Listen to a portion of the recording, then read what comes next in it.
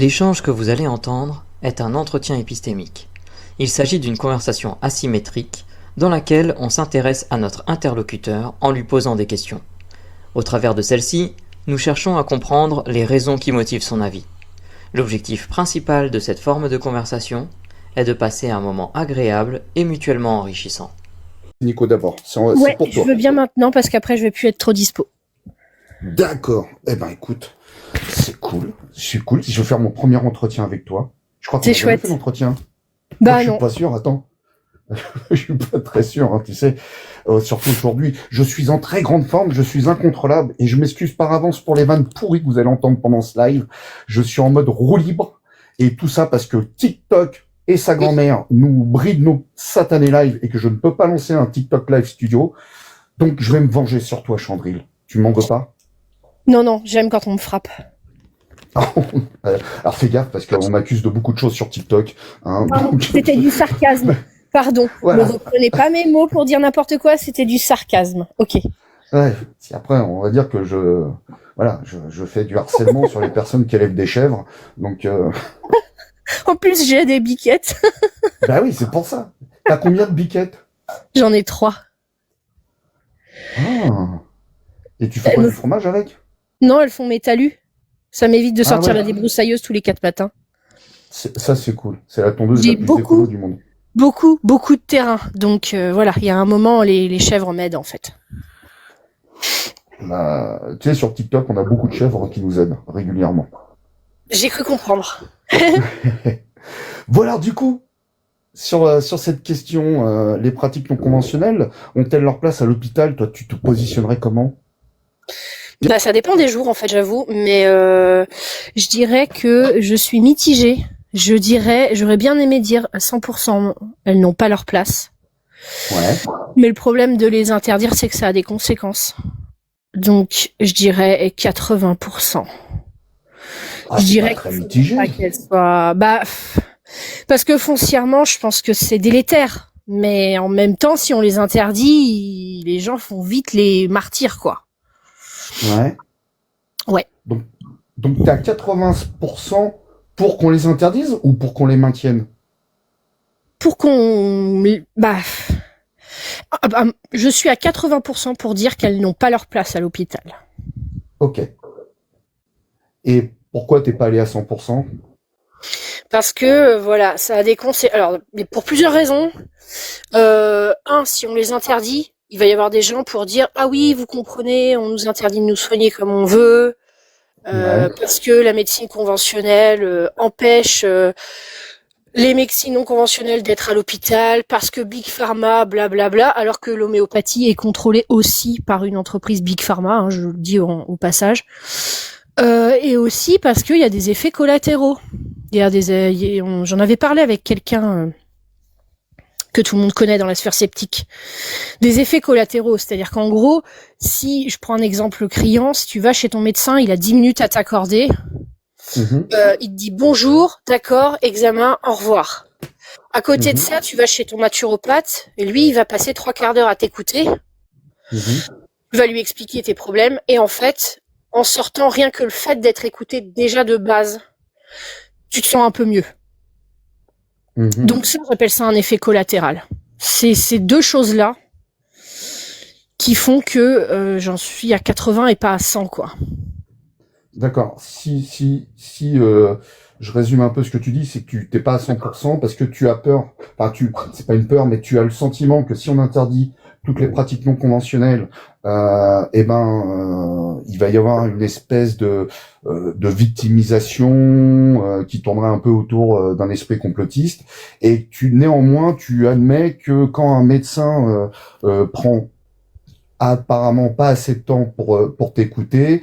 Les gens qui vont voir leur naturopathe et lui va prendre beaucoup plus de temps, et ben tu te sens mieux. Est-ce que c'est ça? Tout à fait. J'appelle ça des effets collatéraux, quoi. Des trucs que la D'accord. médecine conventionnelle n'a plus le temps d'accorder aujourd'hui aux patients. Parfois, les médecines non conventionnelles ont le temps, eux, de le faire. Ok. Donc, voilà.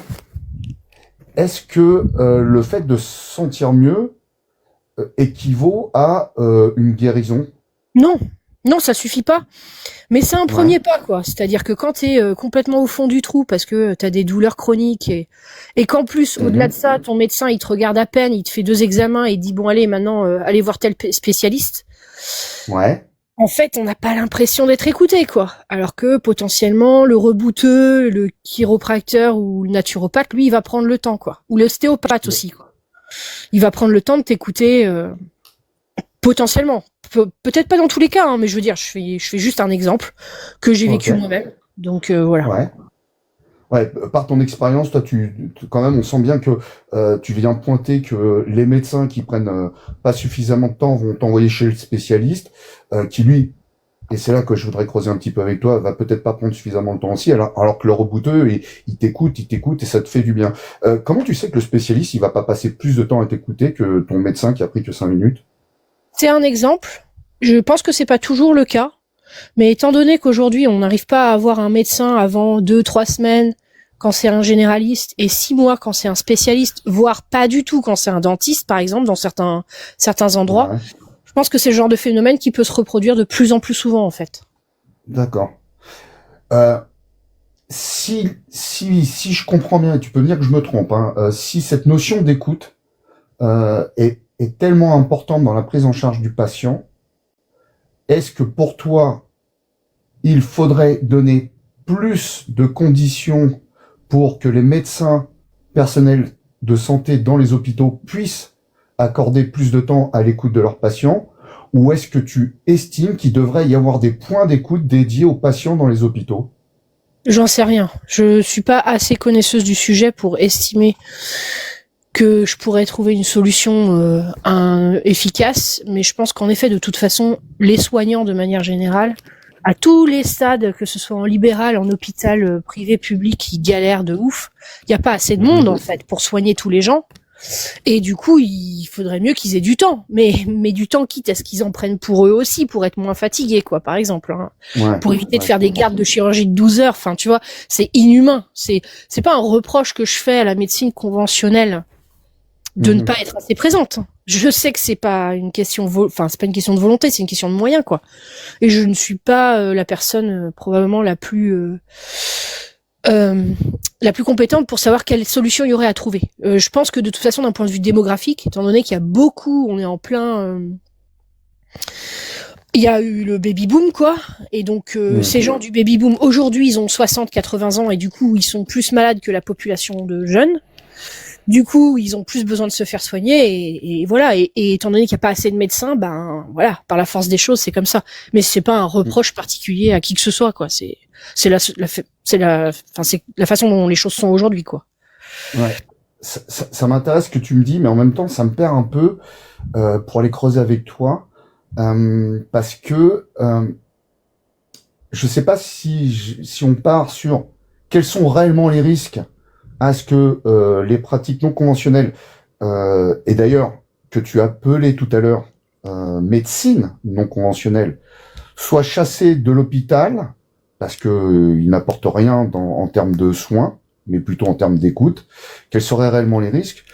Ou inversement, pour améliorer les conditions de travail des médecins et du personnel hospitalier, si on dégageait les postes des personnes qui font des pratiques non conventionnelles, qui viennent prendre du temps et du financement pour aider à la formation et à l'embauche des soignants, qu'est-ce qui serait pour toi la meilleure des deux solutions? Bonne question. Je vois pas trop. Et en effet, c'est vrai que j'avais pas pensé au fait que, du coup, une partie de l'argent public est donnée aux pratiques non conventionnelles à l'hôpital. C'est vrai que ça, c'est un truc qui est noté dans la vidéo de 1000 grammes, notamment le fait que, en fait, les 2 médecins dont il parle, en fait, sont aussi payés par l'argent public. Et ça, c'est un truc auquel j'avais pas pensé. Je parle de médecine non conventionnelle parce qu'il y a des gens qui parlent de médecine chinoise aussi, tu vois. Donc, voilà. Pour moi, c'est pas de la médecine, mais je donne les termes comme ils sont donnés, quoi. Ben justement, pour toi, qu'est-ce qui fait la différence entre la médecine et les pratiques non conventionnelles? L'efficacité. Ah, Quoi ok. qu'il arrive. Parce que, en fait, à mon sens, surtout en termes de santé, la meilleure façon de savoir si une médecine est efficace ou pas, c'est de la tester sur des grands chiffres, avec des bonnes méthodes, avec des méthodes bien faites et déontologiques. Ouais. Et du coup, s'il y a zéro preuve, alors qu'on l'a testé, que telle pratique est plus bénéfique que délétère, parce que c'est une question de balance bénéfice-risque, pour moi, c'est une pseudo-médecine.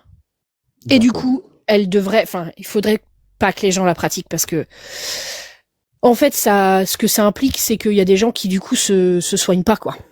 Parce qu'ils sont persuadés de se soigner avec des fleurs de bac, et qu'en fait, au final, ils sont pas soignés, et leur cancer devient métastatique ou quoi. Voilà. Alors, si on enlève la crainte que ces pratiques non conventionnelles se victimisent si on les sort de l'hôpital, quelle serait pour toi la deuxième meilleure raison au fait que on accepte d'avoir des pratiques qui n'ont démontré aucune efficacité au sein de l'hôpital? Rien, parce qu'en fait, ça a quand même une mini-efficacité dans le sens où il y a des gens que ça soulage, en fait. Enfin, c'est-à-dire, comment expliquer ? Il y a des gens chez qui l'effet placebo fonctionne super bien, en fait. Enfin, je pense peut-être même que j'en fais partie, j'en sais rien, en fait, je sais pas. C'est difficile de déterminer qu'est-ce qui est efficace ou pas, en fait. Et du coup, si les gens passent chez leur naturopathe et que le fait de parler, le fait de, je sais pas, la personne leur dit juste essayez de pas trop manger de scie quelques jours, machin, le fait que ça marche. Est-ce que si ça les soigne, est-ce que en vrai c'est pas un peu efficace? Donc, si t'enlèves ça de l'hôpital, les gens ils vont y aller de toute façon. Ils vont aller ailleurs. Ils vont aller chez leur naturopathe libéral, tu vois ce que je veux dire? Enfin. Donc je sais pas si c'est une bonne idée de l'interdire, mais. Parfait. Alors ça m'amène peut-être une dernière question où je ne sais pas. Ouais. Est-ce que tu penses que si les gens allaient dépenser de l'argent sur ces pratiques non conventionnelles en dehors du milieu hospitalier, elles seraient moins efficaces? Probablement pas. Je sais pas. Je sais pas du tout. J'ai pas d'avis sur la question parce que moi-même j'y ai pas recours, donc en fait j'en sais rien. Ok. Je sais pas. Ok. Écoute, si on avait encore un petit peu de temps, mais si tu es d'accord, moi je serais pour qu'on arrête l'entretien là. Je vais juste refaire un peu une reformulation, de résumer un peu notre discussion. Tu es quand même arrivé avec un taux de 80%, parce que tu te disais assez mitigé sur la place des médecines entre guillemets non conventionnelles, et notamment à cause des effets collatéraux si on les sort de l'hôpital, avec les risques peut-être de victimisation et de montée de bouclier notamment des personnes considérées comme complotistes. Néanmoins, tu reconnais à ces pratiques non conventionnelles une certaine qualité d'écoute qui permettrait une certaine forme de bien-être chez les patients, ce qui pourrait améliorer potentiellement leur santé.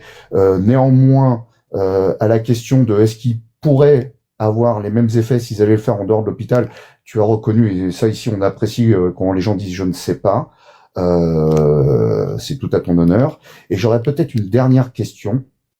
Toi, pour l'un de tes proches qui serait malade, est-ce que tu préférais qu'il aille voir un médecin efficace qui traite son problème en 10 minutes, ou qu'il aille voir une personne qui va lui accorder 1h30 d'écoute active, mais qui va pas avoir d'impact sur sa santé? Ma première solution, évidemment. D'accord. Mais parce que moi, je ne fais déjà pas appel à aucune pseudo-médecine, en fait. Donc oui, je préférerais. Dans la majorité des cas, j'en sais rien, mais enfin, je veux dire, voilà. Mais oui, évidemment, je préfère. Vaut mieux quelqu'un d'efficace en 10 minutes, même un peu inhumain. Enfin, moi, je connais quelqu'un de très froid, qui a sauvé mon frère. Eh ben, je préfère qu'il soit un peu inhumain, voire sarcastique, et que le chirurgien, il ait sauvé mon frangin, tu vois, clairement. Hmm. Il n'y a pas photo. Bah écoute, je te remercie. Je vais demander à John s'il a une ou deux ou trois ou quatre ou 14 questions à emporter. Et ensuite, je te reprends la parole. Ah, j'ai pas de questions à emporter cette fois. Bah dis donc, et pour une première, t'as pas de chance, Chandril. Alors, je vais te poser deux questions. Tu sais, tu connais bien l'exercice. La première question, ça va être comment tu t'es senti pendant ce premier entretien sur un live épistémique, sachant que t'étais un petit peu stressé, si j'ai bien compris, et je te poserai ma deuxième question après. Oui, et ben c'était super, top. J'aimerais vraiment continuer cette discussion avec toi sur du long terme parce que c'est vrai qu'un quart d'heure c'est court et le sujet m'intéresse énormément. Ah bah écoute, volontiers. Et c'était super et je pense que un jour, peut-être, si j'arrive à me donner un coup de pied dans le fondement, un jour, je ferai des entretiens sur votre live si vous voulez toujours de moi. Mais on veut de toi et le public te veut. Et j'ai ma deuxième question. Ouais. Celle-là, elle est très égoïste pour moi, mais pas que. Qu'est-ce que tu en auras tiré de ce début de discussion, même si on en finira après? Que je suis toujours indécise. Que je comprends, mais ça c'est dans tout, même les entretiens que moi je fais de mon côté, je comprends carrément les gens qui font appel à aux pseudomédecine. Je comprends tout à fait pourquoi ils le font en fait. Voilà. Mais des interrogations, voilà, des abîmes de réflexion, comme les entretiens épistémiques de manière générale me font éprouver, que ce soit quand je les fais ou quand on me les fait en fait. Voilà. Là, j'annonce à tous ceux qui écoutent, c'est une private joke d'Opinion sur rue, donc ne m'attaquez pas méchamment. Du coup, Chandril, est-ce que tu vas penser à moi demain sous ta douche? Oui. Mon conjoint n'écoute pas, c'est bon, je peux le dire. Oui, bien sûr, évidemment. Bah, c'est cool. Je te remercie. Tu veux rester en haut? Tu veux vraiment pas te lancer? Non, désolé, pas aujourd'hui. D'accord. Je suis en train de faire un truc en plus à côté, donc d'accord. Voilà, je vais lâchement vous abandonner probablement. Merci beaucoup en tout cas, c'est trop bien. Et bisous aux biquettes, hein. Oui, des gratouilles, je vais leur faire des gratouilles. Les bisous à Et abonnez-vous à Chandril, elle est top. Merci. À plus tard, Chandril. Bisous. Merci à tous. Salut.